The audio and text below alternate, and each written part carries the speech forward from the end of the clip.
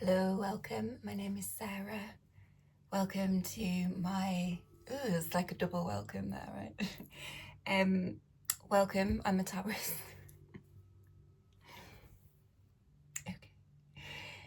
My name is Sarah. I'm a tarot reader. I've got a general, open, collective reading here, a little bit tied into the kind of astronomical, seasonal and astrological motions of this time of year. So right, what else is there to say? Right, there's some information in the description box of my channel. I would recommend just sort of having a quick peep over that. Please just watch with an open mind. Please use your discernment when you're watching. You might hear some wind because I'm underneath the skylight and the wind's picking up apparently, so yeah. Oh, the wind. Lilith, right, okay. So, right, the astrology. So I'm recording this on the 19th of December, Friday the 19th, but on Saturday the 20th, so tomorrow, there is a new moon in Sagittarius and Black Moon Lilith, right, which is not, if you remember, if you hark back I'll hark back to a reading that I did, I think towards the end of March this year. Black Moon Lilith moved into the sign of Scorpio, where she has been for sort of just under 9 months. And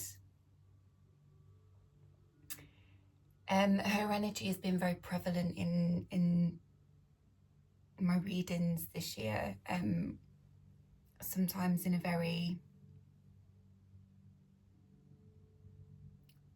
kind of upfront, focal kind of way.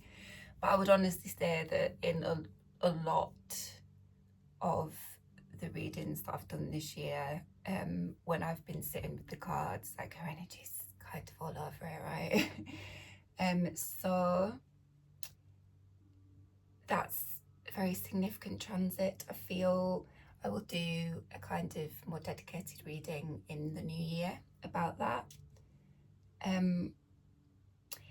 And on Sunday, the 21st of December, it's the winter solstice. I really wanted to do a reading for the winter solstice actually, because it came up twice. It came up in the last 2 readings that I did actually. It's sort of 5-6 weeks ago now. So it's the winter solstice, and also the sun moves into the zodiac sign of Capricorn in tropical astrology, right? And then on the 24th of December, on Wednesday, we've got Venus moving into Capricorn as well, Sun and Venus. So okay, that's the astrologer.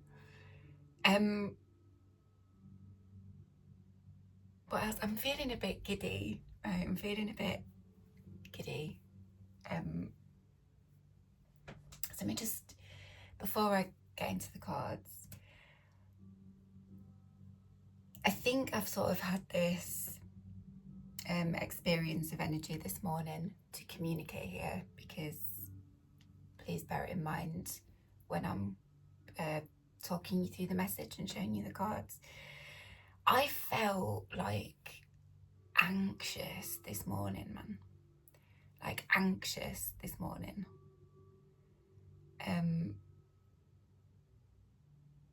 It was quite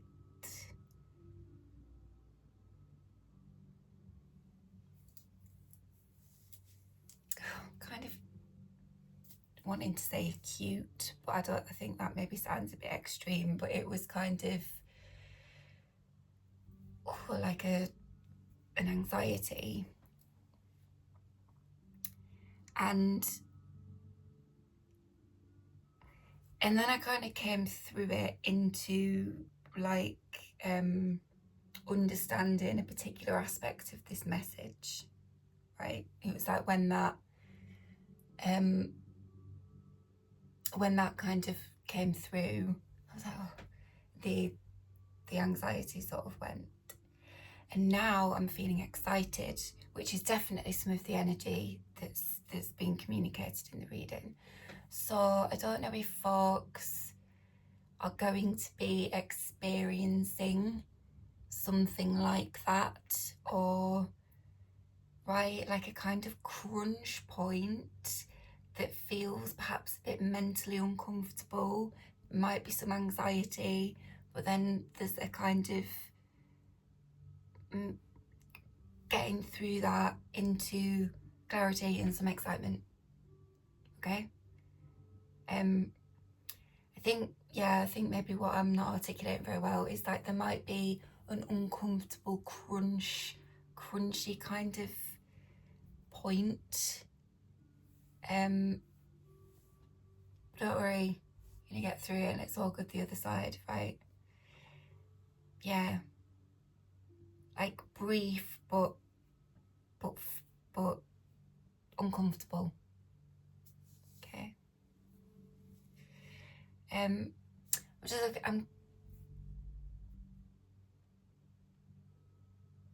don't wear my hair down in these readings. This is fucking in it as well. I don't wear my hair down in these readings because I just find that I'd sort of mess around with my hair a lot, but I keep looking in the camera and being like, I am illustrating the energy of this reading for you without, so pay attention to everything. I think it's all part of it's communicating something, right? Okay, let me just get into the cards. If I start arsing around with my hair, just please excuse me. Right, so this is super interesting, is this, right? I'm going to start off here with Le Soleil, which is the sun, romance, and scorpion, right? It's quite hard to see on camera there. Right. This is very interesting.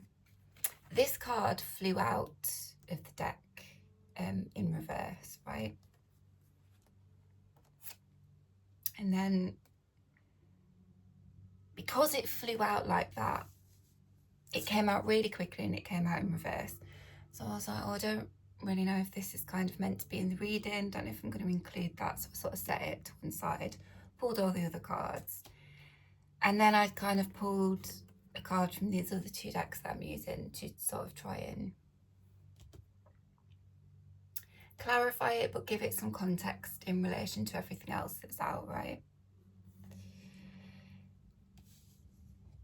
What's really cool about this is that these cards have two positions in this spread, and the kind of reverse coming out, right, it's indicating sort of something in the past, right? Something in the past.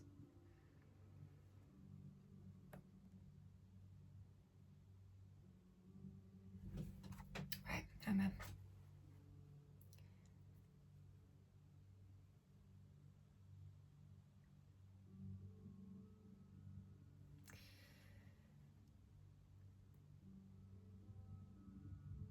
Okay.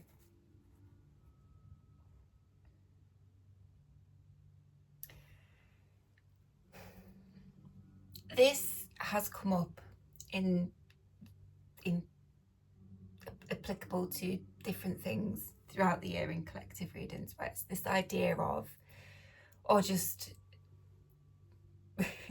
right, it's just come through, that there has been some kind of past energy, something that has been having more of a bearing on people's experience of the current moment, like their experience of of their current moment, their present existence, right? And that was kind of what the message was, that it's having too much of a bearing. It's not really, it shouldn't be factored in to things that much, right? And it's come up in various ways. So it is, I think, like a much wider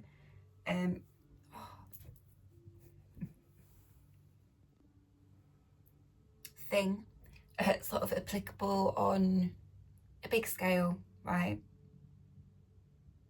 In different ways to different people. Okay, so there's something specific in this message here that feels as though it is a confirmation or a kind of possibly like a bit of an explanation, but it feels a bit more fitting to say a kind of confirmation.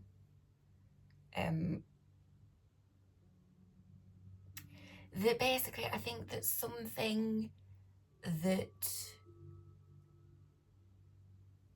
hurt something or damaged something was harmful to a past experience where there was joy and happiness, enthusiasm, like all this fire, right? The sun, something that from the past that is symbolically represented here by the sun card, right?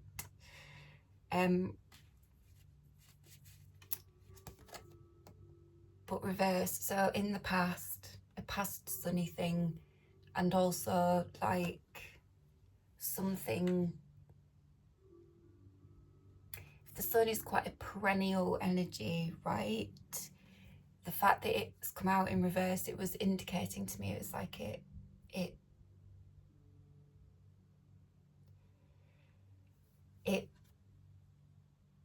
stopped shining in somebody's life, right? That particular source of joy and happiness and enthusiasm was kind of turned on its head, or right, lost, I think, because the scorpion initially was kind of communicating like a sting, right? So the idea of like a wound, it was a stinger, someone was stung, right? And romance talks about like enthusiasm, passion and play, right? But for some folks, that is what I've just been talking about there. That's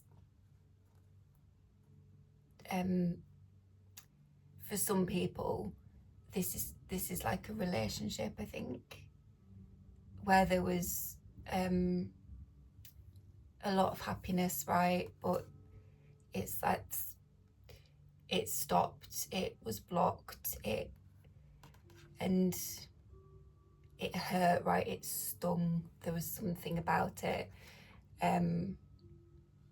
There's the idea of like being what stings and being what has been stung, right? Stinger and stingy. But it's that kind of thing, right? So that was kind of in it.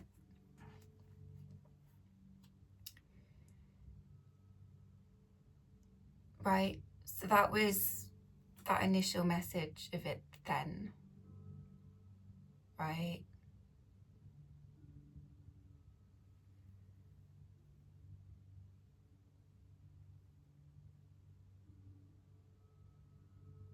Yeah, it's like it's some kind of joy was kind of stopped.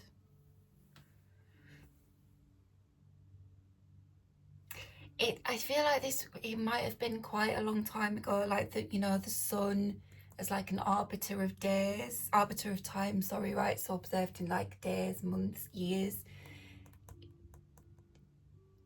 there is something with these other cards that kind of indicates to me that this might be something that was quite a long time ago, quite a few solar cycles back, right?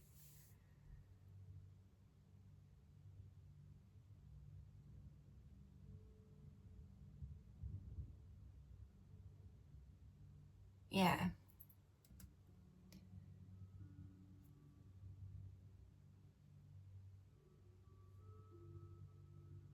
So that was what it was communicating initially, right?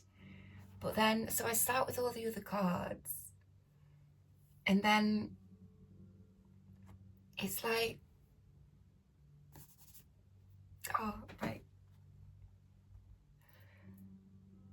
Hang on.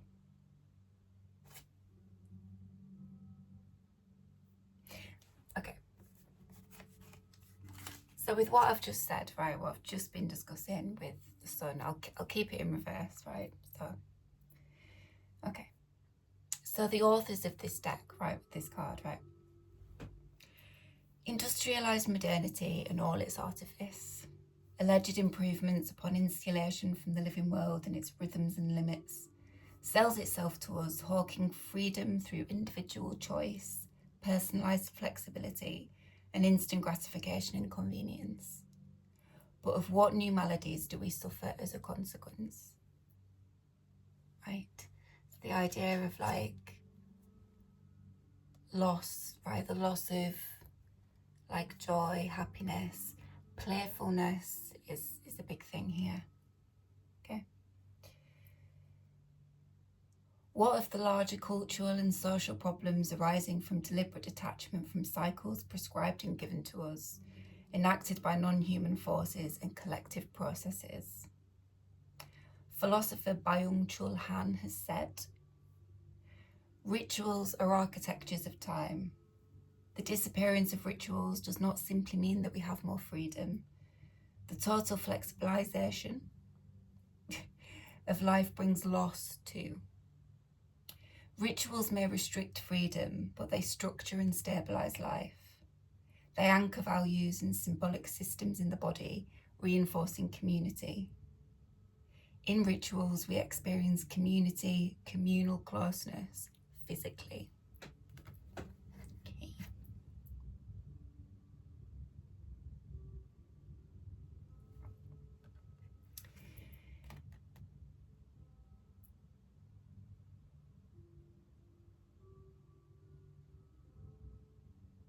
There's this obsession card coming out next, right? This is talking a bit about like behavior. There's something here with regard to this, how I've been discussing it so far, that is talking about a kind of behavior, something that hurt something where there was a lot of happiness, right? It could be another person, it could pertain to kind of relationships, be them romantic or otherwise. It could also be like hurting oneself, right?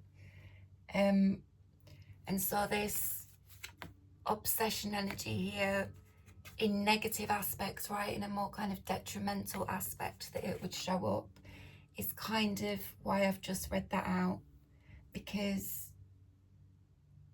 with obsessive, right, it's like a behavior, some kind of behavior that in the past was detrimental.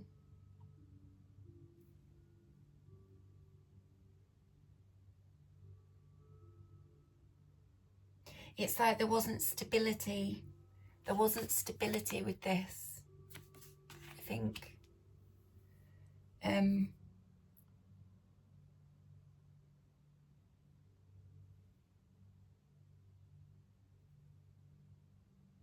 There wasn't stability. It's like something was unanchored with the jellyfish. There was something unanchored.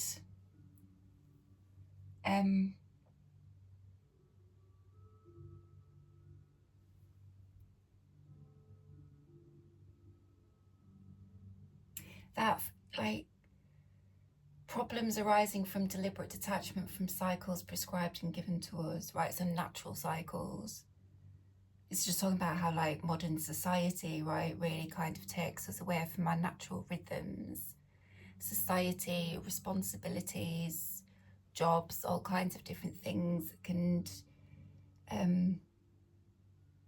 really interfere with our natural cycles, can turn them on their head, right? Which might exacerbate certain behaviours or qualities, traits.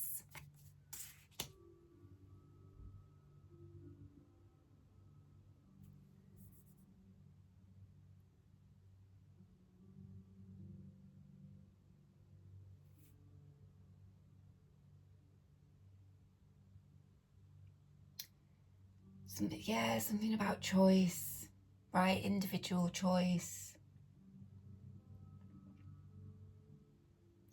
Melody. Am I just saying things? Is this making sense yet?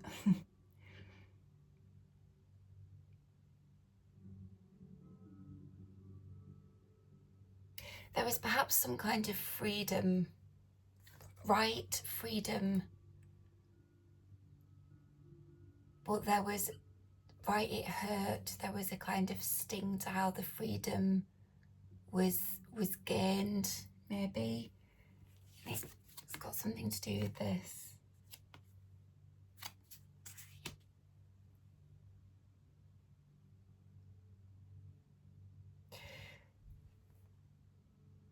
Scorpions as well, right? So scorpions, excuse me, in nature they sting, don't they, to defend themselves, to protect themselves.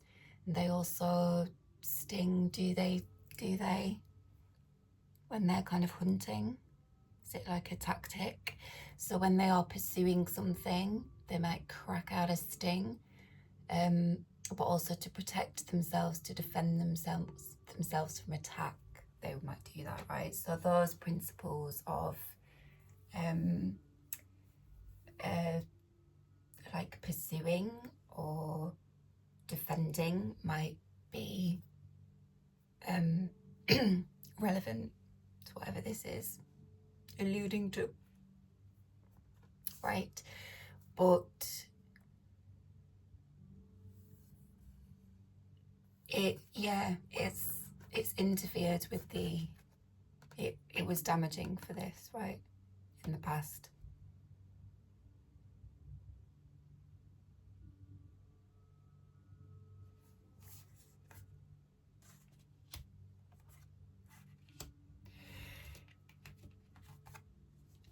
It's like it took the playfulness, it took the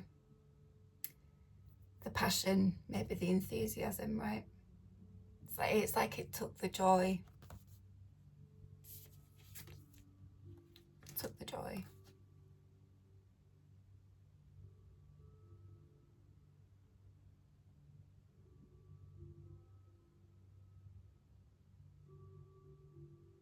Incapacitated something, right, as well, because I don't know, like stings don't necessarily kill. They could incapacitate, couldn't they? Like a scorpion could incapacitate prey with a sting, which makes it easier to hunt. So, right? Okay.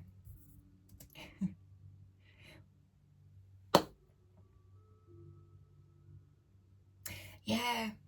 And again, the authors, because the sun, the power, right? The energy that comes from the sun. So the authors, right, make sure your sources of power are sustainable and without harmful side effects. I think sources of power in the past, we just got something to do with this, right? This is definitely like a trait, a quality, something that some folks have, right? But as in the past, with something very particular, perhaps maybe a bit more generally, that source of power wasn't sustainable for folks, and it had harmful side effects, right? because there's all this energy, right? Obsession, there's all this energy, so like there's quite a kinetic kind of vibe about it in a way, right? There's all this energy, it's like it's all there, but it perhaps couldn't be directed appropriately, or because there's something about like younger self here as well, right? So it's like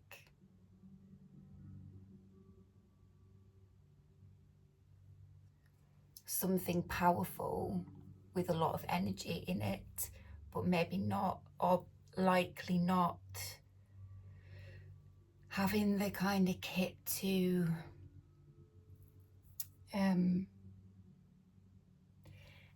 have it be sustainable, or have it not harm other things, okay?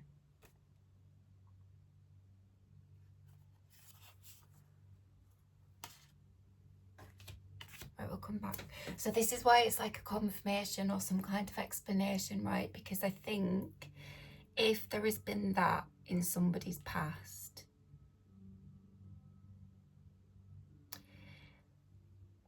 consciously or unconsciously, right, there could be some, it's like it's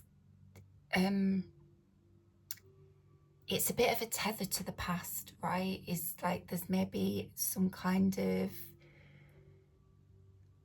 if it's conscious, like conscious awareness, if there might be some concern, anxiety perhaps, that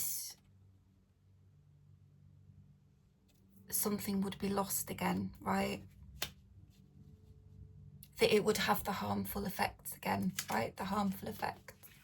So I was saying, this is like a quality, this is a trait that some people have, right? So, and everything's got like a light and a shadow, right? It's like how you use it. So it's like a trait that has proven in something that mattered, that made some people happy, a particular trait had a detrimental effect on it, right? Possibly quite a long time ago, or with just something very significant from the past, right? So that's why it's kind of stuck around, like the phantom of it has kind of stuck around, because it was something really significant, really something really important. There was a lot of joy.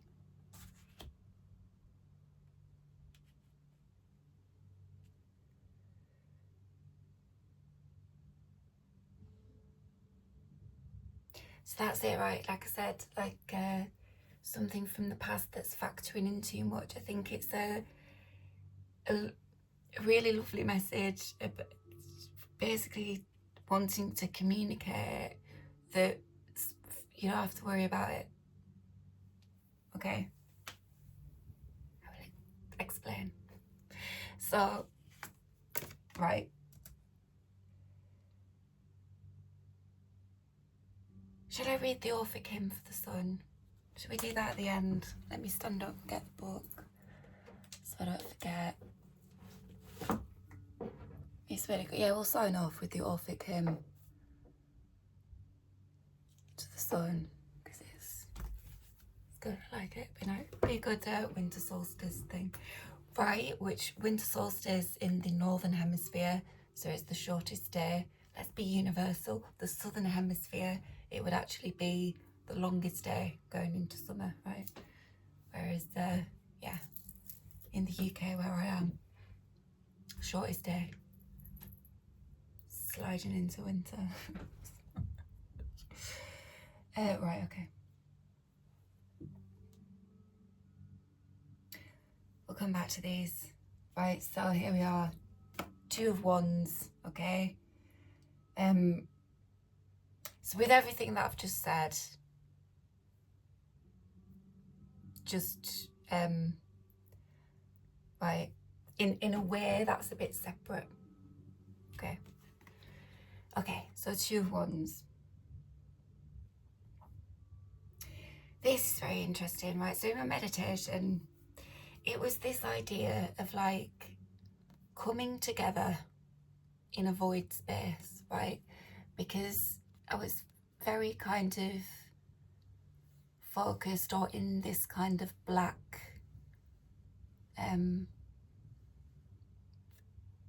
it's actually quite, in terms of area, it's actually quite a small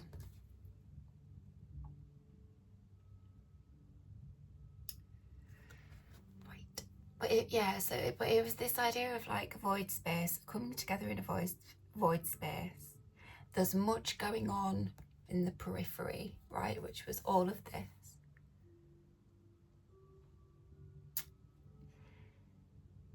Periphery of vision, periphery of what's visible, in a kind of figurative sense, right? It's like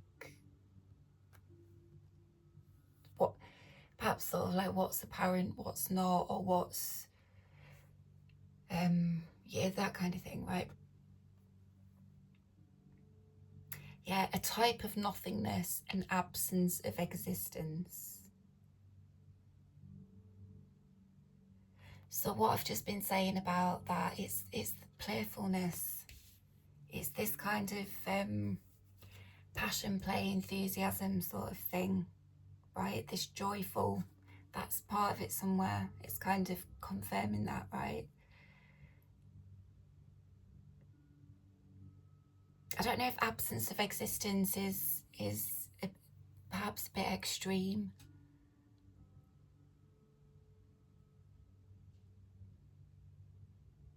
I might be talking a bit more about a kind of a lessened joy or a diminished playfulness, right?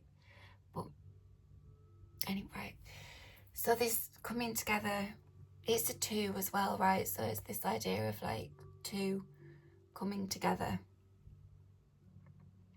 Suspension in a void space. Right, okay, yes.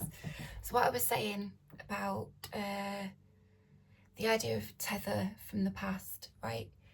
It's if we're tethered to something, we can't move freely, right? It can restrict our movement, can't it? Like a physical tether would do that. That's what they're supposed to do. If we tether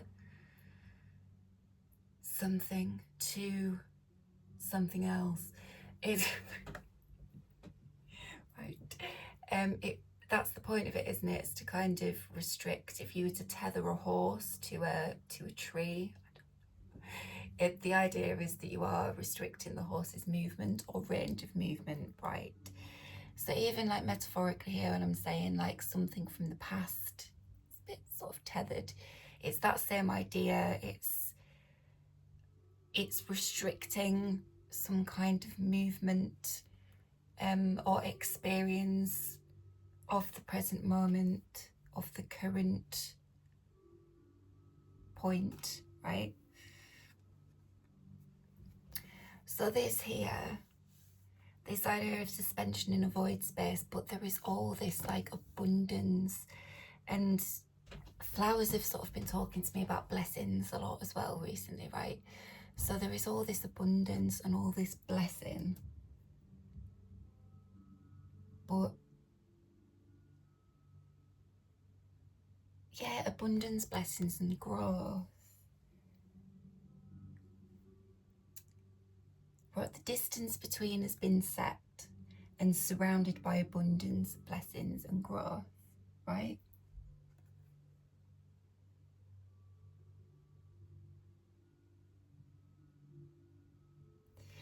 So he's explaining two things. It's saying like that the idea of being tethered, right? So a kind of movement is restricted. You're not able to kind of move. You don't have the freedom of movement that you need, I'm going to say.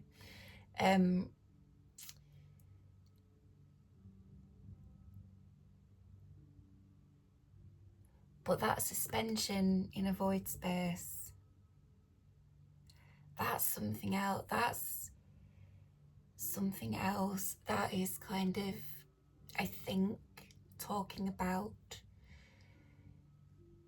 remaining at some sort of point, some kind of remaining or being kept at some kind of point, because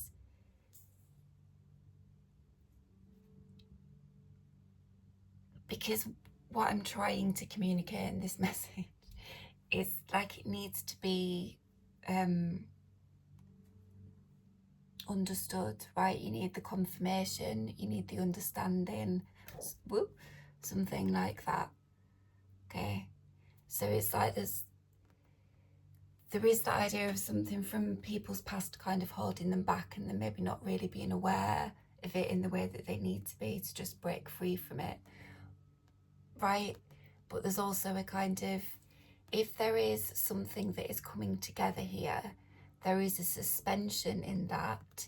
It is sort of almost being suspended in a void, nothing, right? Nothing can happen with it in a sense, even though there is all this abundance and growth and gorgeous stuff that is sort of on the periphery, right? It's kind of surrounding it. It's thick abundance and beauty. But it's like,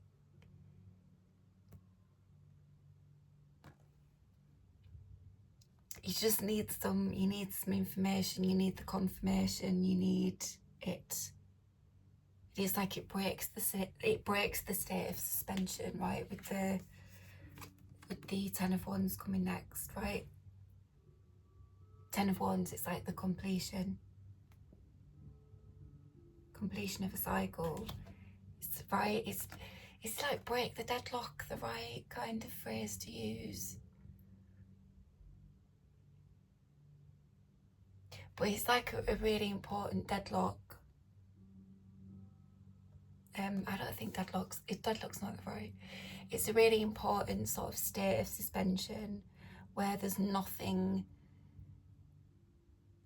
happening in a sense with a particular thing, because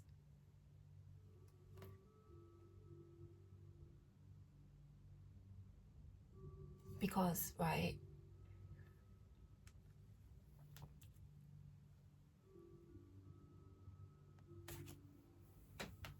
hang on, getting back. Okay, is this void space, right, where in certain respects there isn't anything happening. There's a state of suspension, but it's fire, right? One's a fire, so there is this implicit element of enlivening and kind of quickening and energizing and warming, right? Which are all maybe associations, aren't they, with this kind of passion, play and enthusiasm, joy, right? Definitely the sun, which is big fiery star. Okay, so even though in certain respects there is suspension, there is all of this abundance and beauty and bounty here, all of this blessing, and there is this enlivening happening. Something really important's happening here, even though there is an apparent absence of existence of something, right? And there's a bit of an idea as well, I'll say this quickly to continue with the tether thing. Say that there is, you're holding in one hand a string, right, that is guiding you forward and maybe to some extent keeping you balanced in your present position, okay? And with your other hand, you are holding a string that is tied to something that is far behind you, right? And the string that is keeping you steady in the present and trying to guide you forward, right? It's like this, if you are holding on to both strings, there is unnecessary tension there. There is a stretching and a strenuous kind of position right? That ultimately could kind of split you. Do you get me? But when can't go back to our past, can't go back to things that happened or any, right, we can't, it's done. So the string that is holding you in your present and trying to kind of guide you forward in your life is really the string that, right?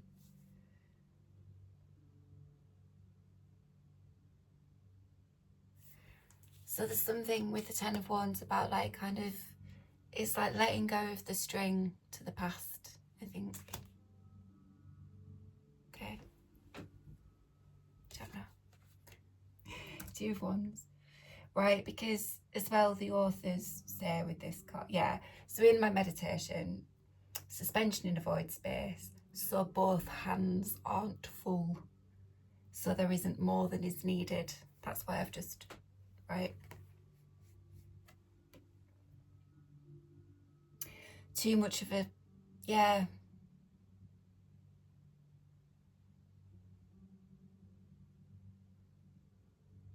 yeah, okay. So Two of Wands, so I came out with obsession. I think this here, it's, maybe I'm trying to over explain the message a bit, because it's like there is a story from something in the past that it gives a basis and a context for what is in this message now. But I think I'm trying to explain both of them alongside each other, and it's perhaps also illustrating a point, right? So sorry if it's a little bit confusing.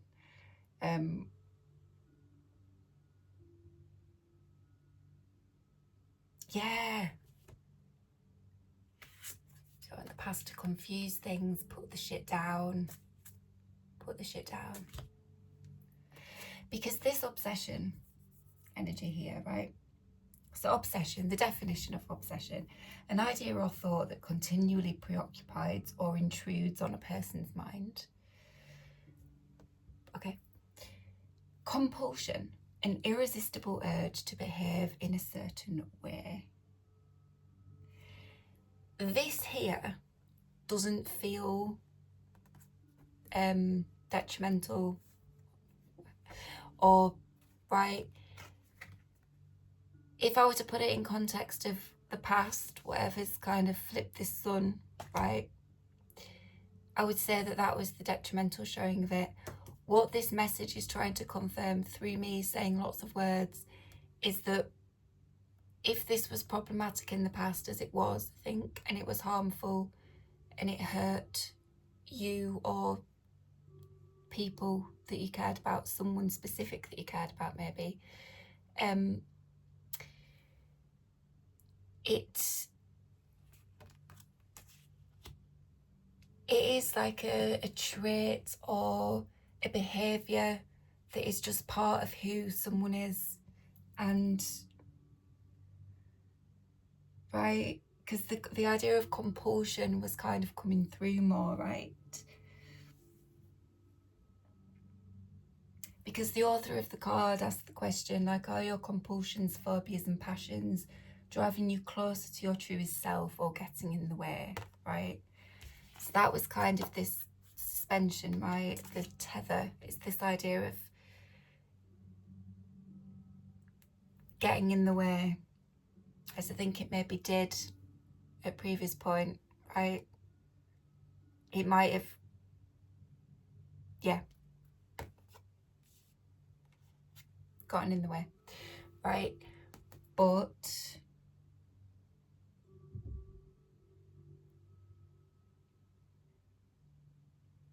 like I say, like light and shadow, right? Light and shadow to everything. And there's a way, it's like, there's a way that it is used now. It has,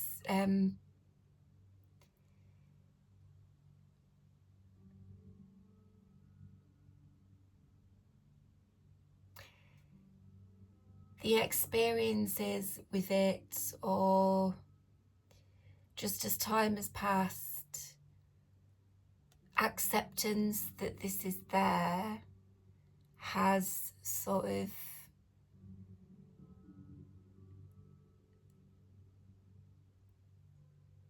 there's stability with it now. Did I mention stability earlier? It's like it right, this idea of like it right in the depth with the jellyfish is this, if right, it's kind of saying, isn't it, both. It can be an unstable energy that can be quite scattered, or there can be this aspect of distraction to it, right? Could distract you from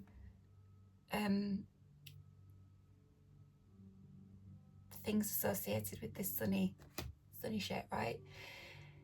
Okay, but there's something about it now that's like stabilized and anchored quite deeply. It's like a deep-seated thing, right? That had to be done. This had to be stabilized, right? Before. It's why this has been in the state of suspension.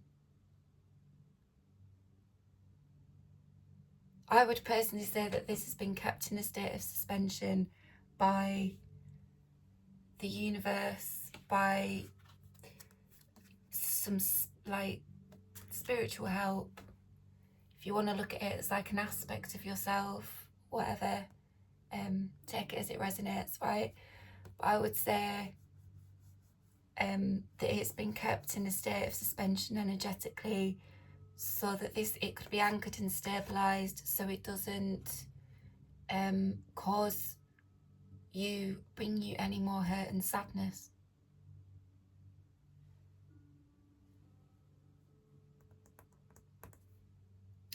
Because this is actually like very powerful. There's a lot of power in this. It can really drive you forward, right? It's the idea of like kinetic energy, right? It's the idea of like motion. It can kind of take you places, you can do things with it. But if you don't have the experience and the maturity to kind of, and just the knowledge and the skills and the tools to kind of anchor it can be a bit more wild, right? It's like learning how to harness it. And it's maybe that something has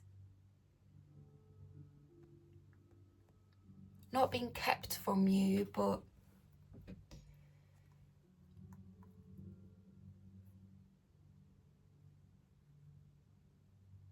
you've had to sort of get ready for something.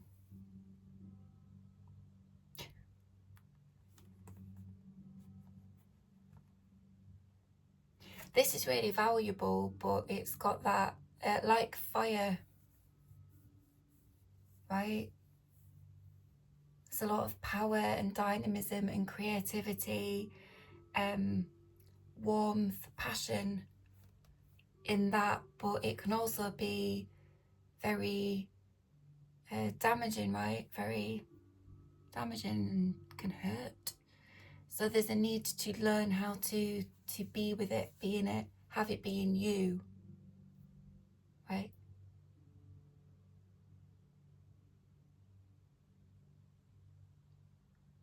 It's not something that you have to kind of get rid of, or it's not like a fault, right? It's something that I think perhaps when folks were younger, they didn't have the kit to kind of deal with it in a way that was optimal for them. So it had a kind of damaging effect, right? Right. But arbiter of time, right, over the days, months and years, it's been anchored. Can use it now. It's been anchored deeply. It might be that it's still distracting, or you can still feel scattered, or you can still whatever. with it, right? But it's not harmful in the way that it was. There's sort of able to harness it, and you're aware of it as well, right? I think awareness is quite a big thing as well. Talking about behaviours, it could be like, yeah, right, like patterns, actions, like way you go about doing things, just right, anything. It's just part of your nature. But when you're aware of it, awareness is an immediate, like, burden kind of shifter, man. You're just being aware of something and just doesn't necessarily make it go away, but it can really just suddenly just be not the problem that it was, right? Something that we've grappled with, right, for years, really, right? Something that's really consistently problematic, and then you get some kind of awareness of it or level of awareness with it, and it just isn't problematic in the same way anymore. Awareness just goes so far. Awareness is a tool, right?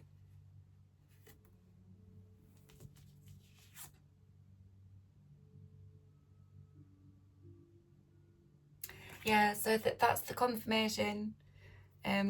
Because, right, if it still shows up in ways that are a bit shitty, or we find maybe we're a bit self-conscious of, or maybe it is still problematic, but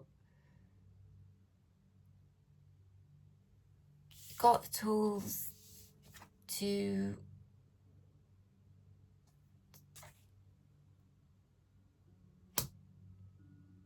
manage it.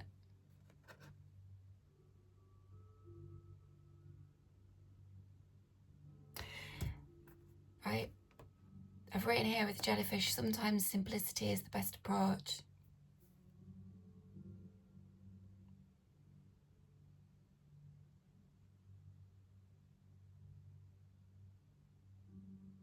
Right? Streamline.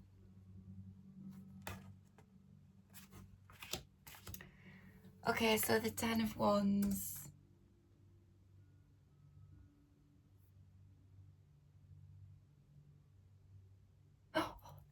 Right, so the 10 of Wands is, right, it is like the completion of a cycle. It's really a card though of just like a lot in the realm of fire, right? So it could be a lot to do. It's often depicted as like a figure who's carrying all these wands on their back, right? So there's something quite strenuous and like strained about it. But it's a 10. It does talk about the completion of that. It's kind of like, right? But I would say here there is some with the 2, excuse me, 2's indicating choice. It's like sometimes you just have to choose to put the fucking shit down. Don't you? Right. Fuck all that shit, putting it down.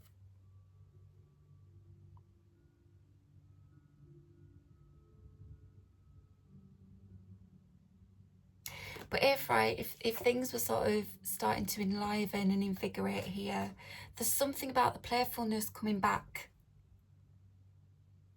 There's something about the playfulness coming back. There is something about the passion, play and enthusiasm, romance coming back. This hasn't been here for a long time, or it's not been there fully, right?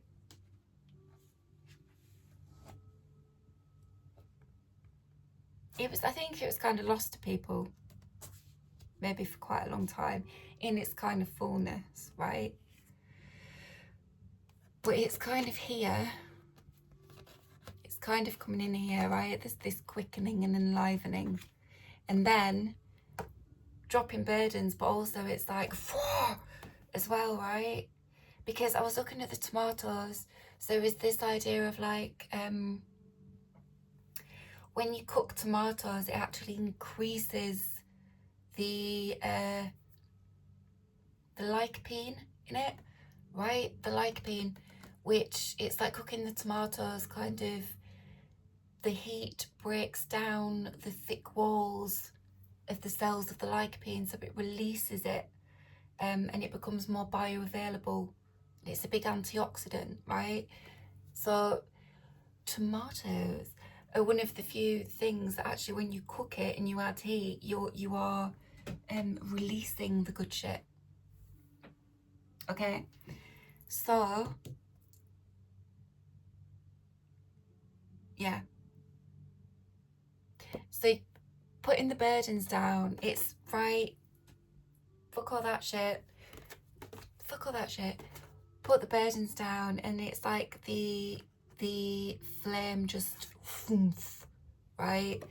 And it's that idea of like fire transmuting again, right? Because antioxidants, removal of potentially damaging agents or damaging agents. It's confirming what I've just said. All this fiery obsessive here. It's removing the damaging agents, or the damaging agents have been removed, or it's a Christmas present, it's a solstice present, it's whatever. There is like in this, I've never noticed it in this card, there is a red heart bauble at the top of the tree, and it's a fucking pear tree. I don't even know whether that is like a partridge, right?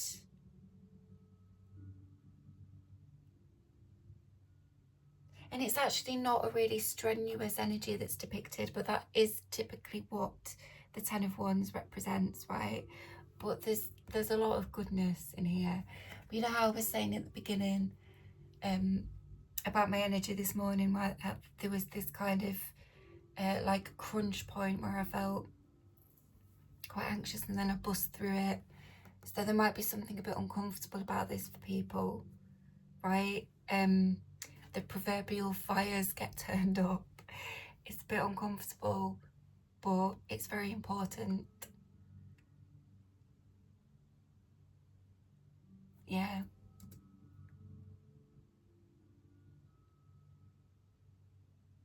Because of the red heart bauble in a pear tree and the romance here, as I was saying, wasn't there, for some folks, this is really talking about like a relationship in the past that, right, sadness.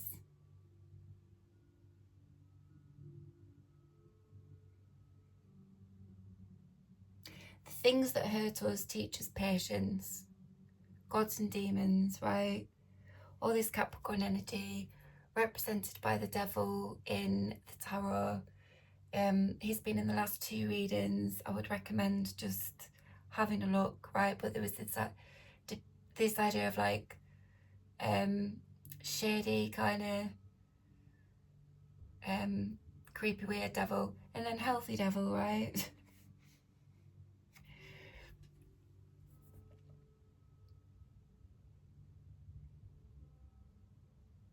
The things that hurt us teach us patience.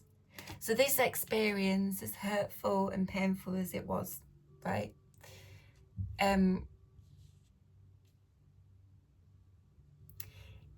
amongst other things, right, people have had to learn to be patient. That's what all this suspension thing is about here, because this needed anchoring, because you don't want to be repeating stuff, right? But if there's any like residual concern that this would damage, that's what the confirmation is saying. Like you've had to wait, you couldn't get the thing couldn't come any sooner because you had to do this, you had to anchor this, you had to do that for yourself, okay? Because until that was done, it's kind of locked, it's locked folks off or out of the fullness of this, it's maybe taken away people's playfulness and passion and enthusiasm and joy, right? Or it's really curtailed. It's not about getting rid of this. It's about transmuting it, right? Working with it, forging it into a tool. And if it's like a behaviour, it's the trait that you have, it's that you have to sort of accept yourself, don't you? We all have to accept ourselves, and it's fucking hard. Especially things that we don't see as particularly desirable about ourselves, right?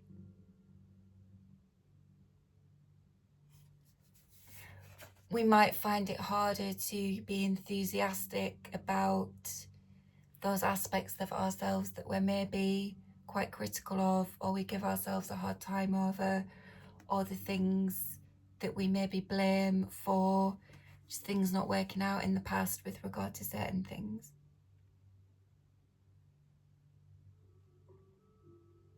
Blaming ourselves for things, right? Just because things could have been different doesn't mean they would have been better, does it? Is there a little bit of like, not rose tint, but I suppose that kind of thing? We can look back on things and give ourselves a hard time, but also kind of rose tint, right, as well. Can rose tint situations and people and give ourselves a hard time about stuff. So there's something about self-acceptance there. Okay.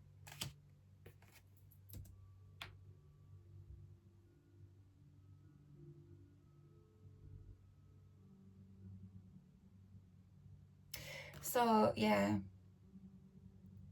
So because of the partridge and the pear tree and the red bauble, put true love requires effort, and that effort has been put in. There's a lot of effort that's been put in to something, okay? Because that's the nature of this, isn't it? That's a really healthy way that this could show up, isn't it?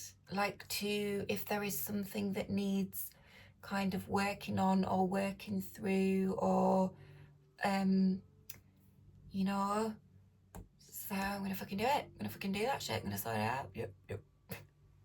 Right. But a lot of effort has been put in. I think on a personal one, right, with the self, I think that's talking about there. To anchor this, a lot of effort has been put in. To be able to use this, a lot of effort has been put in. For this to be healthy and not detrimental, a lot of effort has been put in. Well done. So again, with this idea of like suspension, in my meditation I got, if you'd got the thing any sooner, if you got the thing any sooner, what needed to be done and learnt would not have been so. Removal of the damaging agents, hidden treasure, and the journey towards it. Hidden treasure.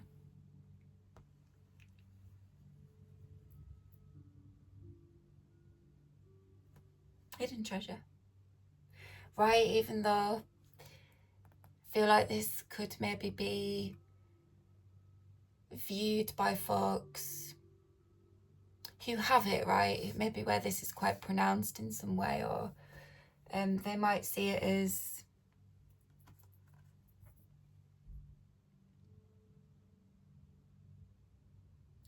like problematic. But there's this hidden treasure aspect to it as well, right? It's winding your sails. It's fucking winding your sails. whatever it is and however it shows up for people, it's got this, it's coming through with all this like kinetic sort of vibe, right? So maybe there is like a very physical kind of aspect to it, but it could also just be talking about it really energizes, it really sort of adds energy. It's quite a prolific energetic agent in people's lives or experiences, right, in the things that they do. Okay, it could kind of be talking a bit about like impulse as well, right? Like impulse.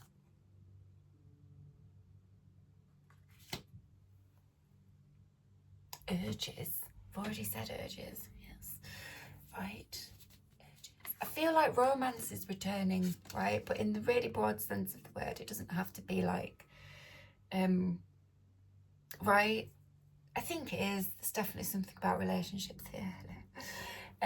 But I think as well, right, you know, passion, playfulness, enthusiasm. Playfulness is a big one. Someone's getting the playfulness back, right? Someone's getting the playfulness back. Okay. Yeah. Strength to make progress, extreme effort.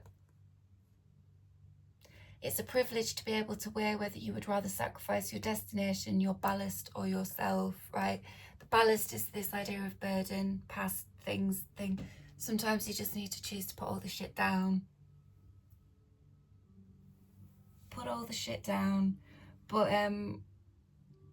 that is, it's just confirming that. It's just saying like extreme effort, like a lot of effort's been put in to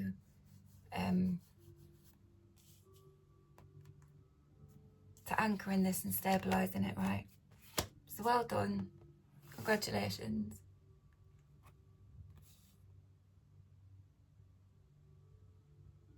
Fantastic. Right. Okay.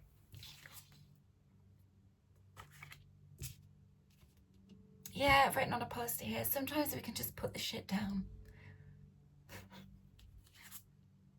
Okay.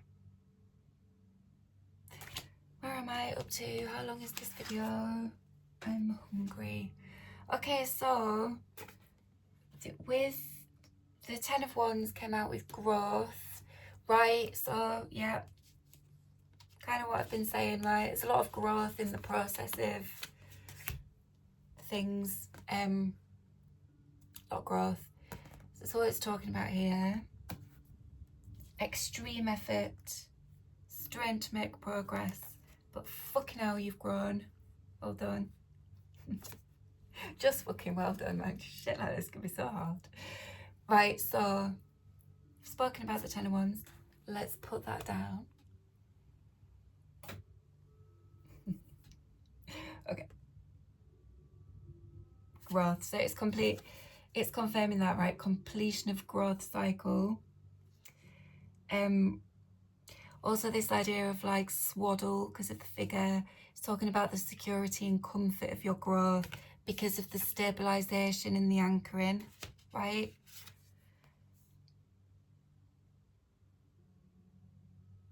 You'll always have that, the security and comfort of that. You've earned that, you've banked it, you've got it, you've built it in.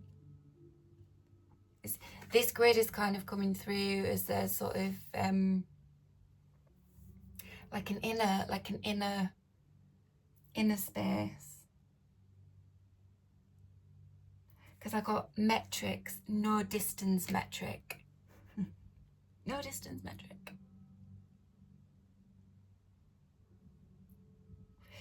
And yeah, so it was like the inner world, the inner space, right? So it was this kind of continuity, limits, connectedness, ongoing processes. And I've written like topological space, right? Constituent parts being interrelated. and or arranged.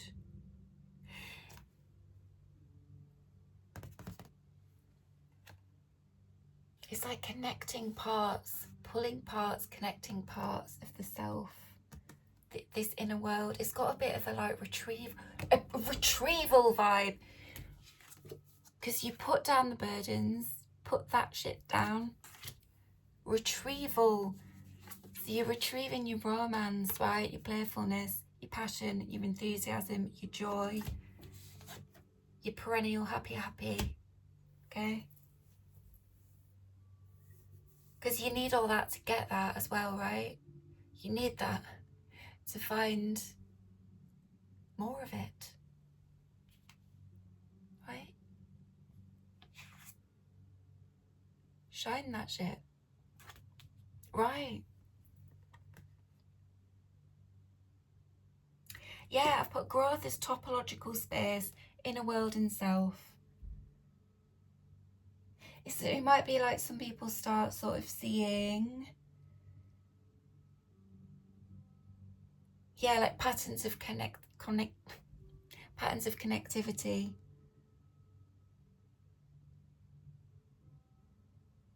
Dynamics of systems exhibiting those patterns. That's what I've just said, isn't it? Yep. If you want to get this, you want to find this, you have to sort of be, right?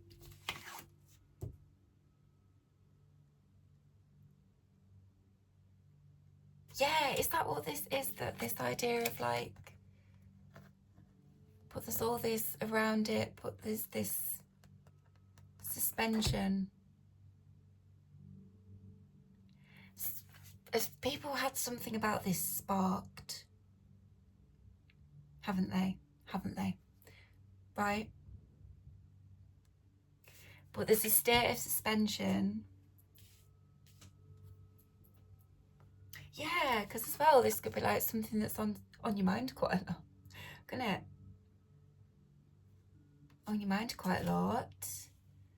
How are you going to sail your ship towards that? You'll put in extreme effort. You've got your romantic fires stoked. Playfulness. We've got the playfulness back, right? Because like baby, the swaddle, there's this small child here. It is this playfulness.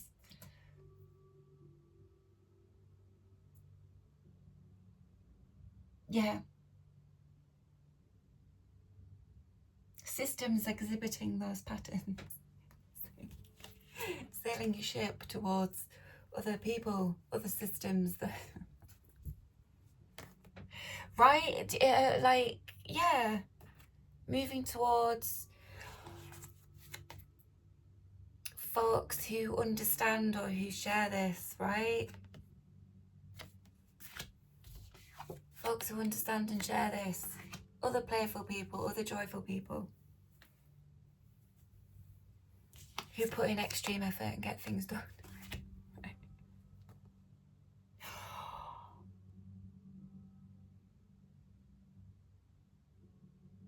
That I was saying right at the beginning about the sun and like modern society and stuff, right? It kind of rinses you and it's really knackering, isn't it?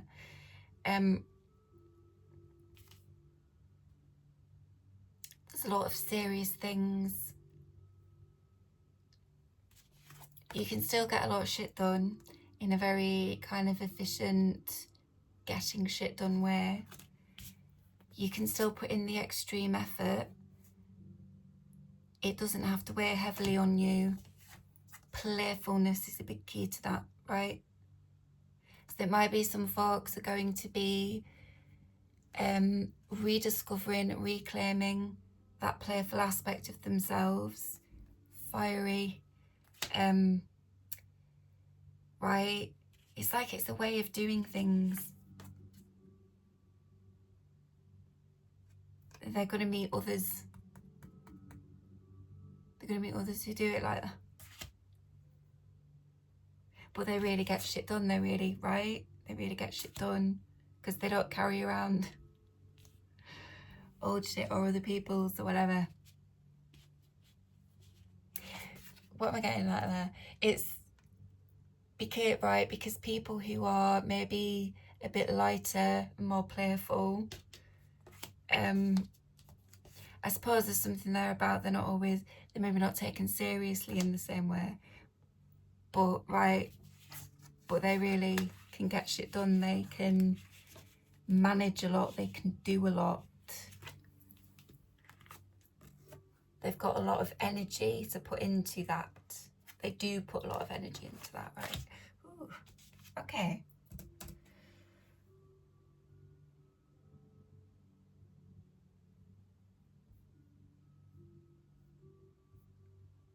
Okay. I've suddenly just become aware of what time it is because I still need to eat before I do other things today. Okay, excuse me, it's not really the point. Right.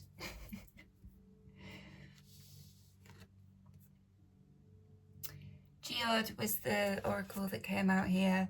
So this idea of swaddle, the womb is very much implied with the geode just because of its structure and its shape. And it's this idea of like a rocky exterior with this sparkling crystal center. So it's that thing again, right, about what did Carl Jung say? It's like 98% of the shadow's pure gold, right? But you have to fucking go into the dark shit, retrieve. Where most of the good shit is, right? But it takes a lot. It takes a lot of work. A lot of people don't do it, right? So you're gonna be meeting some playful people, playful, passionate, enthusiastic, joyful people who fucking do. They've retrieved some shit as well. Okay, right? Beautiful, beautiful.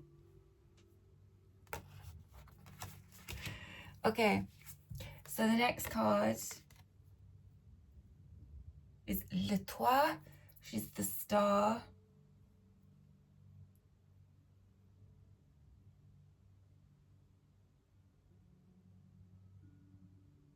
Yeah.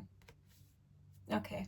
I think this is talking a bit more about some stuff. Right, okay. This came out with Remothering and Datura. There was something that felt almost like a trance state about this.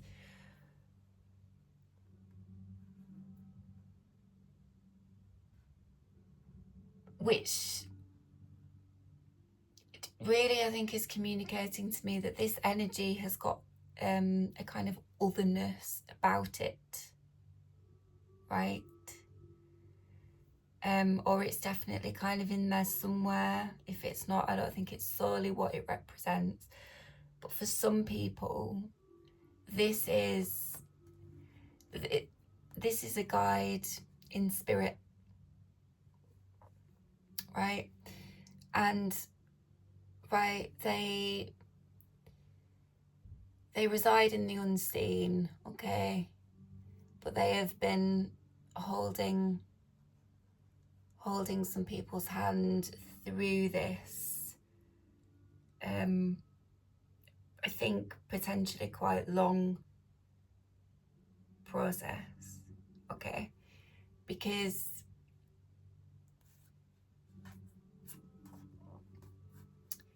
there's something here, I think, like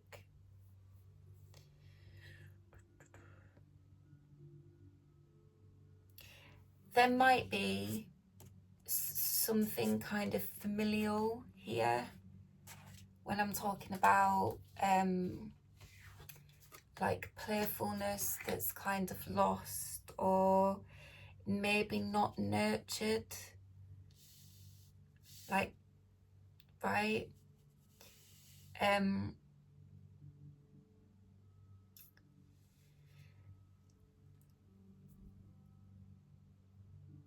I don't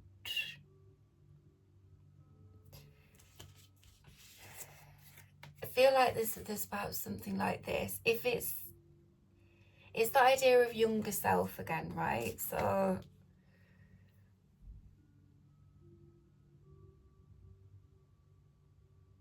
for that I've just said, like a guiding spirit, they have supported your growth.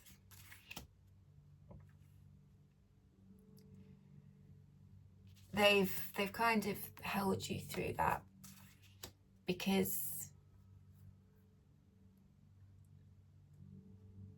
they wanted to help. They're always there, but I think this is like a very specific figure for people.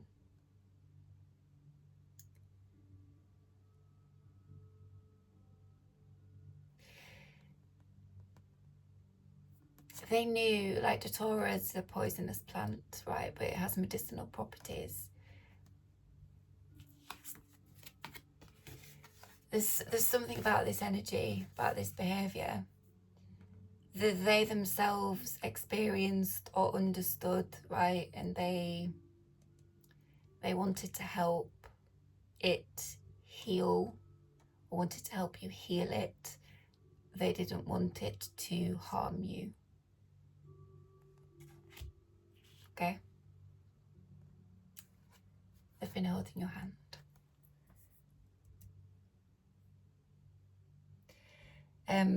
So that's part of it. For other people, or for everybody, I don't know. This is like, it's you and a younger version of yourself, right?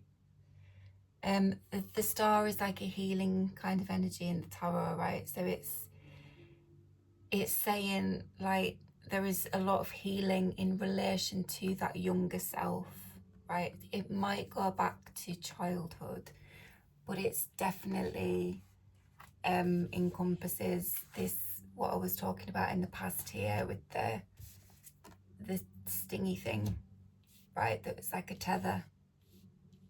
I said, you know, like something that happened possibly like a number of years ago, right? It's a young adult, maybe a child. If there's a thing about childhood, it had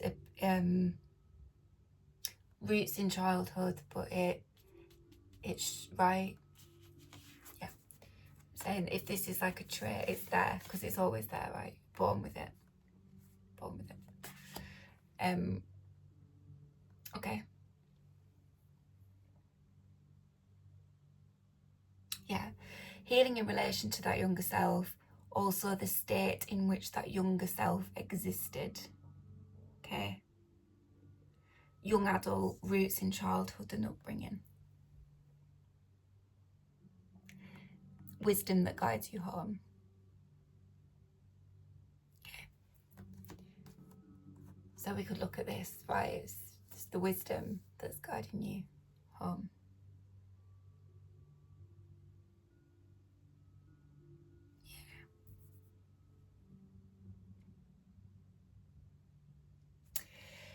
Yeah, there's something here. This has been like accepted or understood, right? Or it's again like it's a confirmation, right? Because this is a big healing energy and all this, like the remothering, right, and the swaddling. It might be a message from this guide as well, right? It's like really giving yourself a hard time. I've written too much of a hard time about the not understood actions and behaviours of that earlier version, right?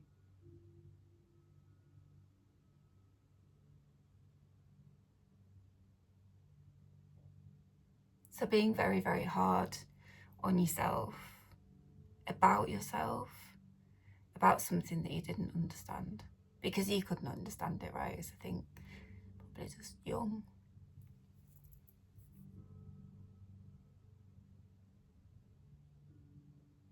Okay. Put these down for a second. The star, le toit. Some tarot historians speculate that the star card relates to the Star of Bethlehem, the legendary astronomical anomaly that guided 3 wisdom holders to bring precious and sacred gifts to the Christian baby Jesus. I've put that in because of all this partridge in the pear tree, right? And it is a festive season and such. From this narrative, some think come traditional associations of this card to foretell good fortune and hope. Both the planet and goddess Venus are traditionally associated with bestowing gifts, prosperity and luck. Perhaps this, then, is her in her guise as the morning or evening star. The planet shines so brightly, actually reflecting the light of the nearby sun. Okay. Remember, and maybe that's why I mentioned Venus, and to be honest, Lilith as well, and the geode, which is like divine feminine, right? Venus going into Capricorn on Christmas Eve, right? Little Christmas gift.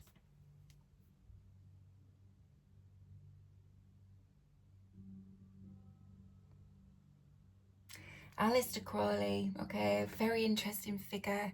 I don't think I've really got time to chat about him, but he was a very, very kind of eccentric, intelligent, very interesting man who, he was English, quite posh, from a very strict,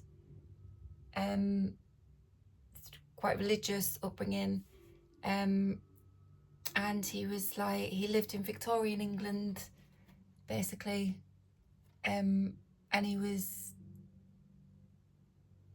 a multi-millionaire. Like, he's inherited money from his father, who is a very strict kind of pastor, very like religious man, and he just completely kind of rebelled against that, just got into magic, went traveling the world, finding out loads of things about different cultures, and doing loads of mad, interesting shit. I don't really have time to talk about him, but he created a tarot deck, he did lots of work.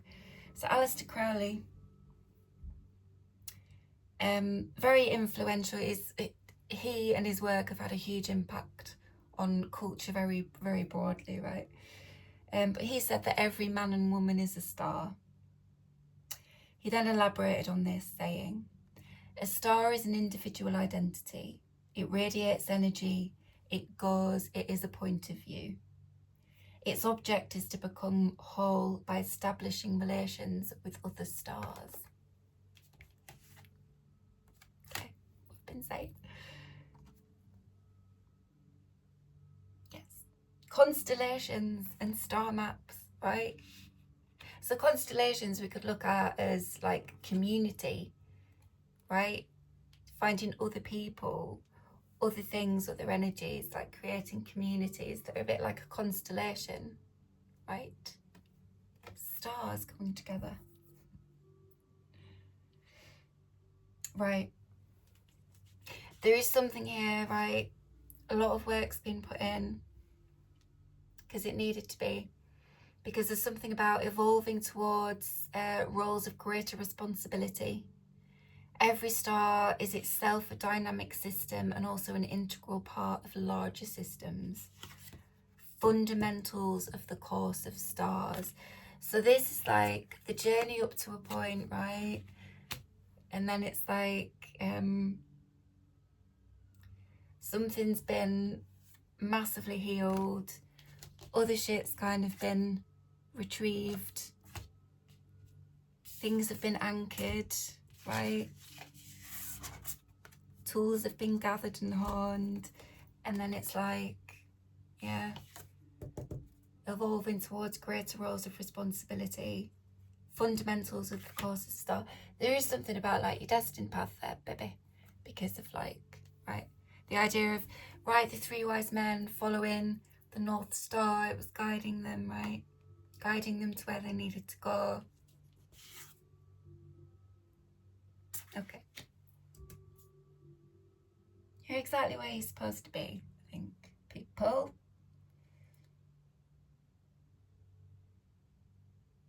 Right? Because I think it's just, I mean, I suppose, yeah, we do take wrong turns, but don't we? Whatever. But I think it's, you know, we can really kind of question our direction sometimes, I think, can't we? Wonder what the fuck we're doing. What the fuck am I doing? So.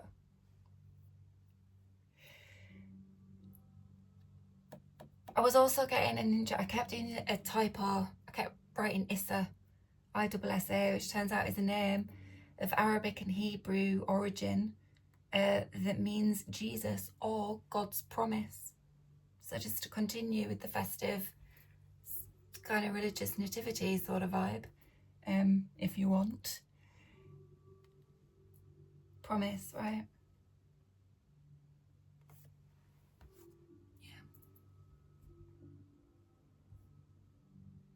Yeah, it's just like an auspicious energy is the star. Auspicious. Yeah. Okay. Remothering.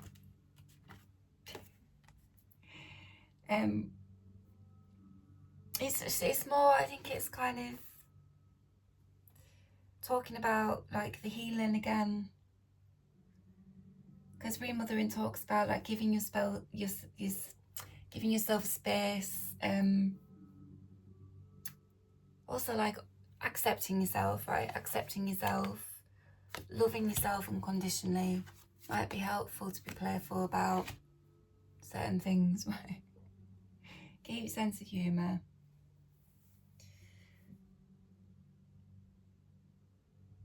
Yeah, self-nurturance, treating the body and mind with care, bringing awareness to your physical and mental health, right? Looking after yourself.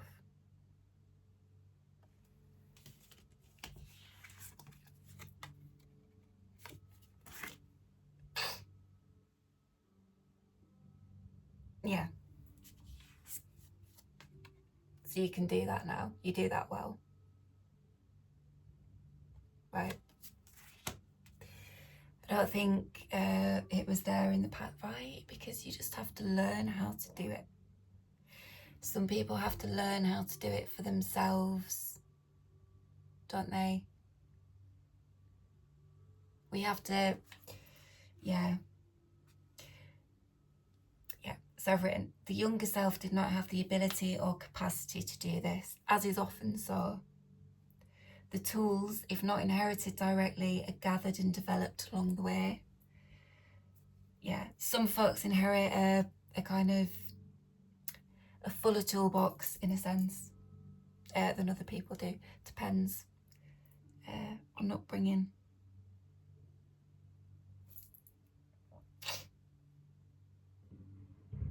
So yeah, it's talking about like there's some kind of self-nurturance, something that's had to be learnt along the way because it wasn't something that was learnt through upbringing, right? Okay. And Sagittarius is kind of talking about like, I think what was the poison is actually the magic, right? Poison, the magic. Poison, the antidote, it's that kind of thing. The thing that was harmful can be used differently and it can be very positive, right? But Datura is kind of about balance, right? Because if you have too much Datura, it's poisonous, it can kill you. But if you have it in the right amount, you can enter into trance states and you can do all this really interesting stuff. So it's, right, it's talking about, maybe some people have learned to moderate. I don't mean in the sense of like,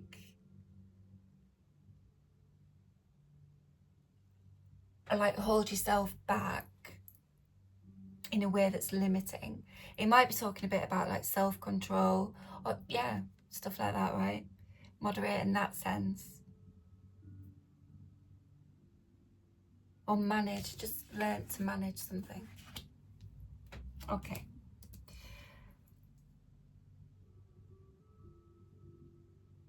Yes, and so the last card out was this Five of Cups, which was coming through of like the gift of what difficulty navigated independently gives you, right? Mars in Scorpio, it gives you power. It gives you fucking personal power, right? And it's this crowning glory. Got crowning glory.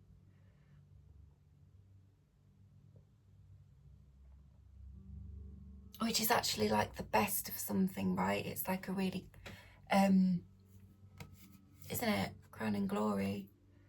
Or your freaking hair.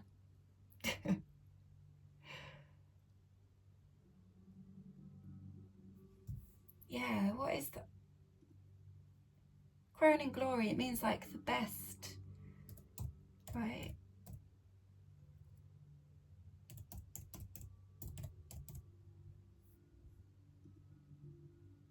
The best and most notable aspect of something.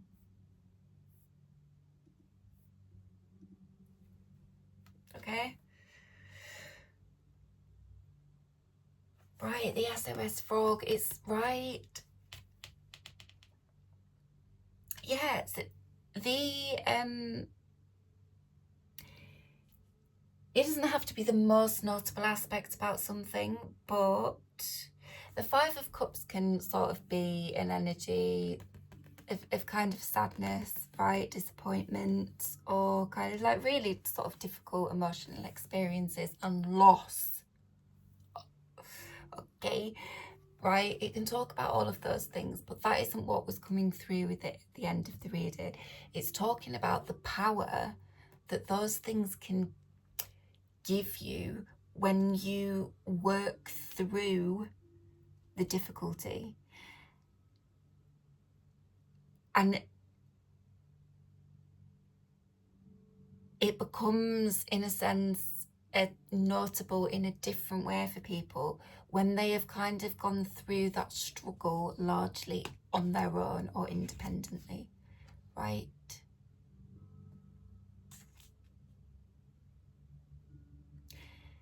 Which really, like, you have to, like, personal work, working through personal kind of problems and issues is like, you do have to do that. Like, no one can do that for you. You can have support, you can have people, but you have to do that. But there might be something here about maybe like people not having support, or right, because the support that was coming through was this supporting spirit. So folks might not have, right, and because it did come out with remothering, so it might be that there isn't kind of embodied support, or there hasn't been embodied support through particular stages of this, but that's kind of the crowning. That's very notable, okay? That's very notable. Maybe very noticeable to people as well, right?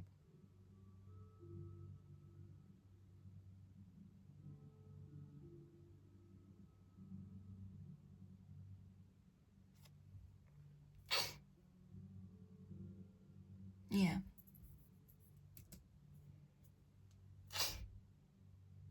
Because it's Five of Cups, Minor Arcana, this might be something that really shows up in like day-to-day, in like, yeah, day-to-day, like nitty-gritty details, minutiae, right? Is that what I mean?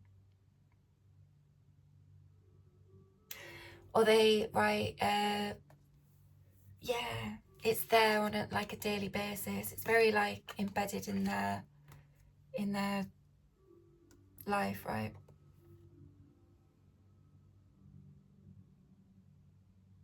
They've kind of mastered it. It's become this notable kind of quality, right? It's a notable aspect of them.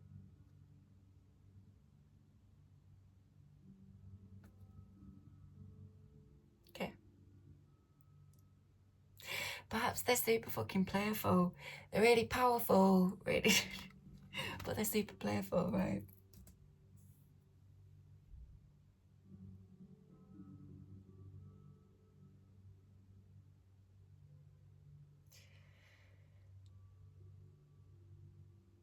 right? They're maybe like quite playful, like, but they've fucking mastered some shit, right? Bossed some shit.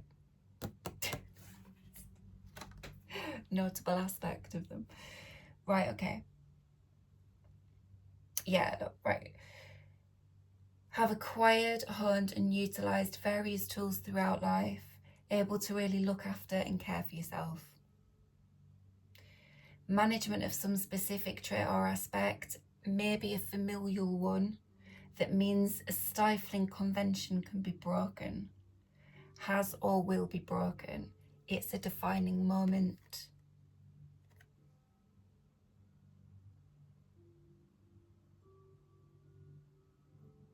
And the authors of the deck write with this: shades and phantoms watch their living descendants hassle and haggle. I think some people are going to be the only ones in a family line who have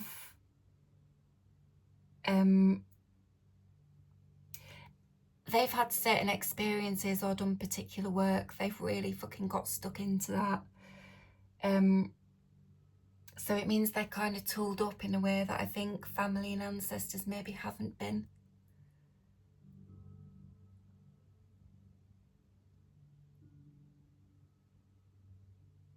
And because of that, they can break like a stifling convention.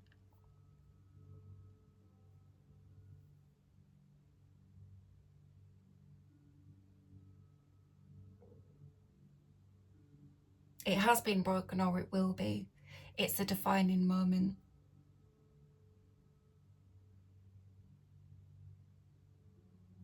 So family might not get it. I don't know if there's something about that.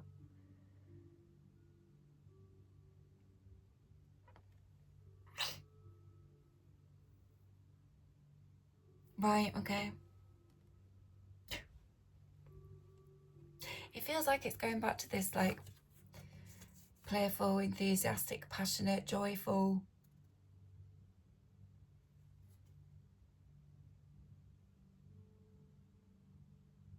Maybe some people have just like got the fucking joy back, man, and the family doesn't like it. Or not that they don't like it, maybe they can't relate, right? I don't know. Right, okay.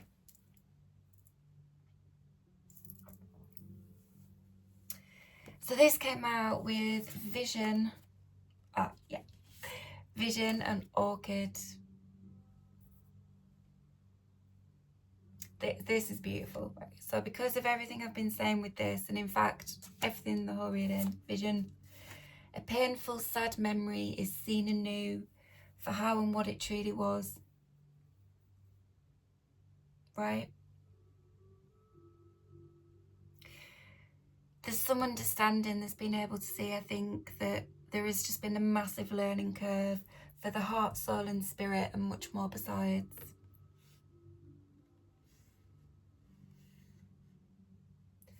So I've been able to see the real value of, I think, something that's difficult in an ongoing way and has maybe really caused sadness, or has had, not caused sadness, but there's been sadness around it, right?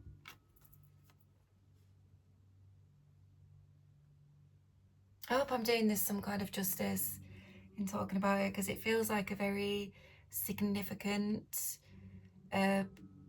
process for somebody, a very significant kind of change, bit of a rebirth energy, right?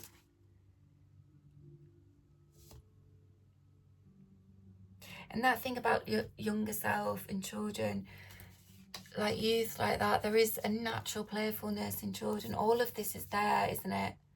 Children very romantic by their nature, they're enthusiastic, they're passionate about things, they're playful. That's all there. You can just get absolutely stamped and drilled out of you as an adult, right? And depending on what your experiences are, even from,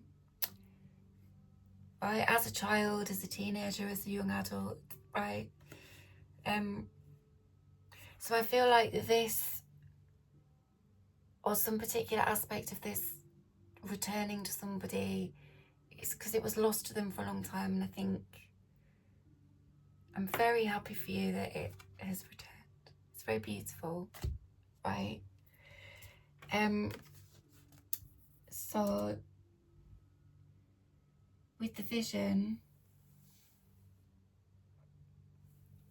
yeah, so that was talking about, I think maybe some kind of expanded understanding, or just being able to see things about things, right?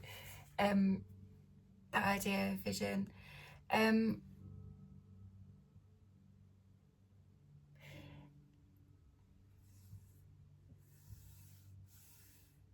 It's this idea of like fore vision, like FORE as well.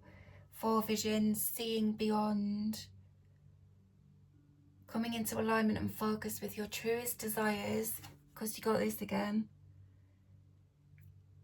right? And it talks about like wishes that you have for your well-being, not material gain. Okay, so just to confirm that this is absolutely about like inner world, passion, play, enthusiasm, love, romance, okay, connectivity, all those things.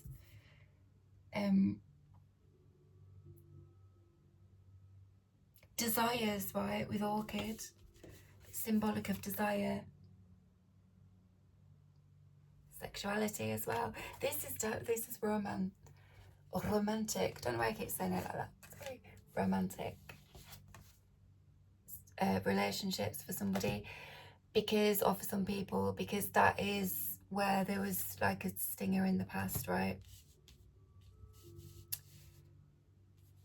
So maybe for quite a long time, how aware of it people have been, or not been, getting yourself ready, because the path to your dream, truest desires, wishes, because the really beautiful thing was that this Sun card in the upright, the romance, and then this kind of rebirth aspect of the Scorpion, because they shed their skin like up to 6 times in their life, right? So it's talking about that sloughing off and dropping the ship, and it's this rebirth energy, and it kind of goes over here, right? So it's like somebody being able to see this perennial joy, right? Because it's upright, so it's like perennial, so it's this recurring, everlasting, or sorry, enduring, continually recurring thing. So if it's been a long road to getting playfulness back, and happiness and passion and such things, you're not going to lose it again in the way that I think it's been lost in the past. Okay? You've done enormous work for yourself and laid a very strong foundation and a kind of very important anchor, and understand something very integral to who you are, so it doesn't hurt you or hurt other people, I want to say.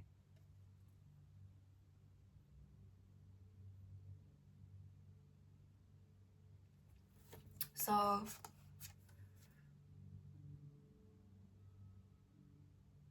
the sun was obscured and concealed, right? But even the sun on a cloudy day, right, it's kind of impossible to miss. There'll always be a point where it peeks through the clouds. Maybe the idea of like what the treasure was, or where you were going, or this like suspension, this kind of idea of void, right? Or even just, right, the kind of romance and the playfulness and those things, obscured and concealed, impossible to miss. Star of the day, star of the day. Protection, prosperity and justice are in abundance. Yeah, justice for yourself, because you've really fucking put put some shit into your shit. A lot of people don't do that, so I really am very happy. It's a very timely message. Even if you don't celebrate Christmas, happy solstice, happy solstice, happy new moon, happy Lilith in Sagittarius and Venus into Capricorn. Happy all the celestial movements. Got two big celestial, two stars, Sun and L'étoile.